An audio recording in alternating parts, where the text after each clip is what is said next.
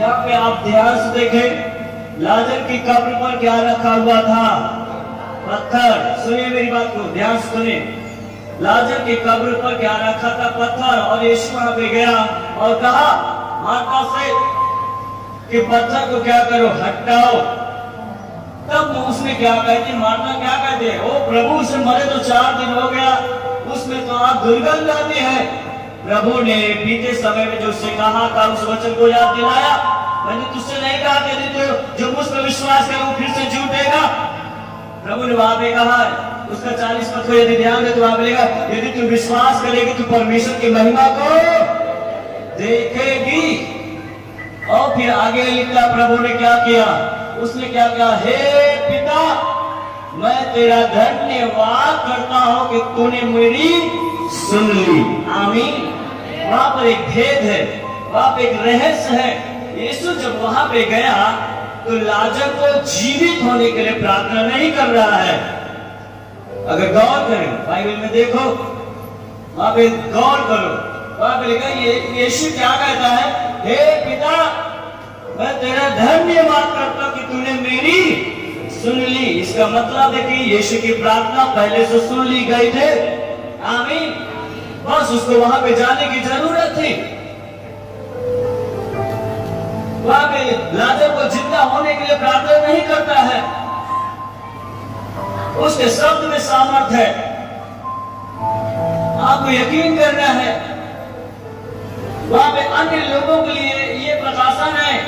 प्रभु क्या बोल रहा है कि हे पिता मैं तेरा धन्यवाद करता, तूने मेरी सुन ली। ऐसा क्यों? उसको जीवित होने के लिए प्रार्थना नहीं कर रहा, बल्कि अन्य लोगों को ये दिखाना चाहता है, ये यकीन दिलाना चाहता है कि परमेश्वर के पुत्र को मुर्दों को जिंदा करने का अधिकार और सामर्थ्य रखता है। आमीन। ताकि लोग उस पर क्या करें, विश्वास करें।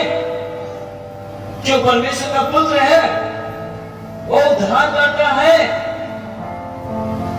अगर आपको मालूम होगा, जब यीशु पतरस की सास के घर गया था और उसको क्या देखा, पतरस की सास ने क्या किया, ज्वर से पीड़ित है, बुखार से पीड़ित है, और आप यीशु ने प्रार्थना नहीं की। और वो पतरस की सास के नजदीक गया और मालूम है वो प्रार्थना नहीं की, उस ज्वर को डांटा। जैसे ही डांटा ज्वर उतर गया और वो तुरंत यीशु की सेवा टहल करने लगी। आमीन। आपको यकीन होना चाहिए कि उसके वचन में क्या है, सामर्थ। क्या है? सामर्थ। उसका वचन सामर्थ के साथ है।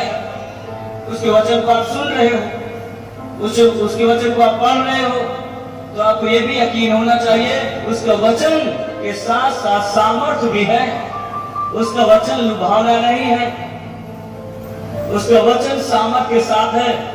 मैं कल शनिवार को एक बात को बता रहा था, कई लोग सोच रहे कि माँ तो मुझे परमेश्वर को जरूरत है उसकी सामर्थ्य की नहीं। परमेश्वर उसकी सामर्थ्य को हम अलग नहीं कर सकते हैं, उसको अलग नहीं कर सकते हैं। परमेश्वर उसकी सामर्थ्य के, उसके दर्शन के लगातार खोजी बने रहना है। एक ऐसे गलत विचारधारा कि मुझे परमेश्वर की जरूरत है उसकी सामर्थ्य की नहीं। अगर आपको परमेश्वर की जरूरत उसके सामर्थ्य की नहीं, तो इसका मतलब आप परमेश्वर का अपमान करते हो, आप उसका तिरस्कार करते हो। ना ना ना ना, परमेश्वर के वचन के साथ साथ उसकी सामर्थ्य को भी आप प्राप्त करना चाहो। आमीन। उसकी खोज में रहो, उसकी सामर्थ्य को। और यहाँ पे उसने क्या क्या प्रार्थना नहीं करता है जीवित होने के लिए, उसका शब्द मात्र काफी सामर्थ्य के साथ होता है। और जैसे कहा है लाजर कब्र से बाहर आ, और मरा हुआ 4 दिन का लाजर यीशु के शब्दों को सुना, और उस शब्द साधारण शब्द नहीं था, वो सामर्थ के साथ शब्द था जो एक मुर्दा सुना और वो जिंदा हो गया। आमीन। और अभी यही चीज को मैं बताया कि उस समय आता है और अब है, जितने मृतक परमेश्वर के पुत्र के शब्द को सुनेंगे वे जी उठेंगे, वो जिएंगे। और यहाँ पर जिया, ये मृतक परमेश्वर के पुत्र का शब्द सुनेंगे नहीं। लाजर मर गया था, मरा हुआ व्यक्ति सुन लिया और वो जिंदा हुआ।